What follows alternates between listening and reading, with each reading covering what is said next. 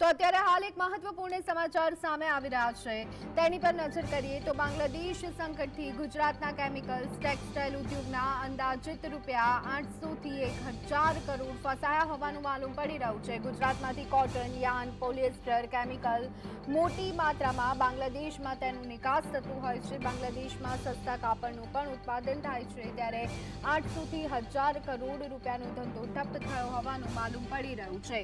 બાંગ્લાદેશમાં સંકટના કારણે ગુજરાતના કેમિકલ્સ ટેક્સટાઇલ ઉદ્યોગના અંદાજિત 800 થી 1000 કરોડ રૂપિયા ફસાયા હોવાનું માલુમ પડી રહ્યું છે। જે રીતની અત્યારે હાલ બાંગ્લાદેશની સ્થિતિ જોવા મળી રહી છે, બાંગ્લાદેશમાં સસ્તા કાપડનું ઉત્પાદન થાય છે, પરંતુ જે રીતે અત્યારે હાલ સ્થિતિ જોવા મળી રહી છે, શેખ હસીના કે જે બાંગ્લાદેશના પૂર્વ વડાપ્રધાન હતા, તેઓએ વડાપ્રધાન પદ પરથી રાજીનામું આપી દીધું હતું અને તેઓ ત્યાંથી નીકળી અને અત્યારે હાલ તો ભારતની શરણે આવી અને બેઠા છે। ત્યારે આવનારા દિવસોમાં, આવનારા કલાકોમાં તેઓ લંડનથી જો મંજૂરી મળે તો ત્યાં જવા માટે પણ રવાના થઈ શકે છે, પરંતુ આ બધાની વચ્ચે જે સ્થિતિ બાંગ્લાદેશમાં અત્યારે હાલ ઉત્પન્ન થઈ છે, તેના કારણે ગુજરાતના વેપારીઓને પણ નુકસાન વેઠવાનો વારો આવ્યો છે।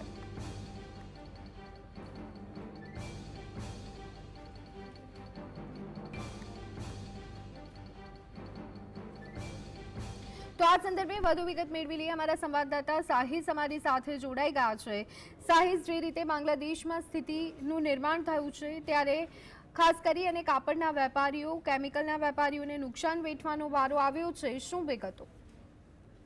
જે બિલકુલ બાંગ્લાદેશની અંદર જે રીતના પરિસ્થિતિ બેહાલ જોવા મળી રહી છે, ત્યારે સુરતના કાપડ ઉદ્યોગની અંદર પણ ક્યાંક ને ક્યાંક નુકસાનની ભીતિ જોવા મળી રહી છે। ત્યારે આપણી જોડે પોસ્ટાના પ્રમુખ કૈલાસ હકીમજી ઉપસ્થિત છે, એમની જોડે જ વાત કરીશું કે જે રીતના બાંગ્લાદેશની અંદર પરિસ્થિતિ જોવા મળી રહી છે, તેને લઈને માર્કેટની અંદર કઈ રીતની कापड़ मार्केट पर कई रीतनो असर?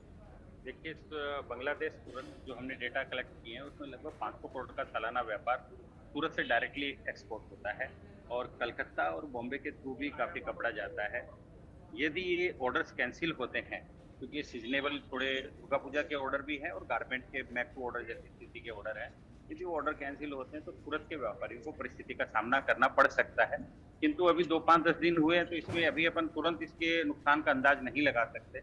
यदि ये लंबा खींचता है तो जरूर सूरत के व्यापारियों को परेशानी का सामना करना पड़ेगा। अंदाजित कितना आंकड़ा हो सकता है जो नुकसान हुआ? डिपेंड करता है कि कितने ऑर्डर कैंसिल होते हैं, कितना पेमेंट अटकता है। कुछ लोगों के पेमेंट आ भी जाएंगे, लेकिन 500 करोड़ का व्यापार होता है, यदि उसमें मान लो 20-30% है तो करोड़ों में नुकसान चला जाएगा। क्योंकि ऑर्डर जो यदि कैंसिल हुए तो जो ऑर्डर स्पेशली जो बनाए जाते हैं वो वहीं के ऑर्डर के अनुसार बनाए जाते हैं, तो कपड़ा अटक जाएगा और वो फैशन से आउट हो जाएगा, तो लोगों को नुकसान का सामना करना पड़ेगा। अभी व्यापारियों में किस तरह का डर का माहौल है, जो कपड़ा अटक गए, माल नहीं जा रहा है? जो लोग सूरत से बांग्लादेश का व्यापार कर रहे हैं, निश्चित तौर पे यदि ऐसी स्थिति होती है अराजकता की किसी भी देश में, तो वहाँ पे उनको मन में डर पैदा होता है। लोग अंदर से सहमे हुए हैं कि भाई क्या होगा क्या नहीं होगा। मैं उम्मीद करता हूँ, आशा रखता हूँ, प्रार्थना भी करता हूँ कि जल्दी से जल्दी ऐसी शांति हो जिससे लोगों का व्यापार बढ़े, आम जनजीवन सामान्य। બિલકુલ, આ હતા કપડા વેપારી, જેમણે જણાવ્યું છે કે હાલ ચોક્કસપણે આંકડો તો સામે નથી આવ્યો કેટલાનું નુકસાન થયું છે, પરંતુ ચોક્કસપણે કહી શકાય કે જે રીતના પરિસ્થિતિ ખરાબ જોવા મળી રહી છે, ત્યારે કપડા ઉદ્યોગની અંદર પણ કરોડોનું નુકસાન જોવા મળી રહ્યું છે અને કાપડ વેપારીઓની અંદર પણ એક ભયનો માહોલ જે છે તે હાલ જોવા મળી રહ્યો છે। જી જી બિલકુલ સાહિસ, જે સ્થિતિનું નિર્માણ થયું છે ત્યારે વેપારીઓમાં પણ એક ફફડાટ જોવા મળી રહ્યું છે, ખાસ કરી અને સ્થાનિક તંત્ર તરફથી કંઈ કહેવામાં આવ્યું છે કે કેમ?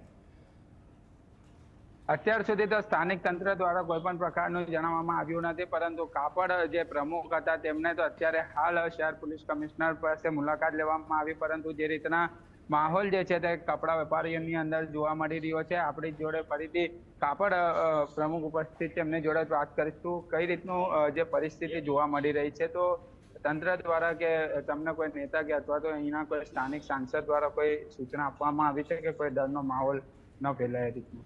अभी हमने ये बात उन तक पहुंचाई नहीं है। देखिए, अभी 2 दिन से ही ऐसे सब परिस्थितियां टीवी को देखने से, व्यापारियों से जो टेलीफोनिक संपर्क हो रहा है उससे बातें हो रही है। अभी फिलहाल ऐसी परिस्थिति मैंने आपको बताया कि उतनी बड़ी पैनिक नहीं है।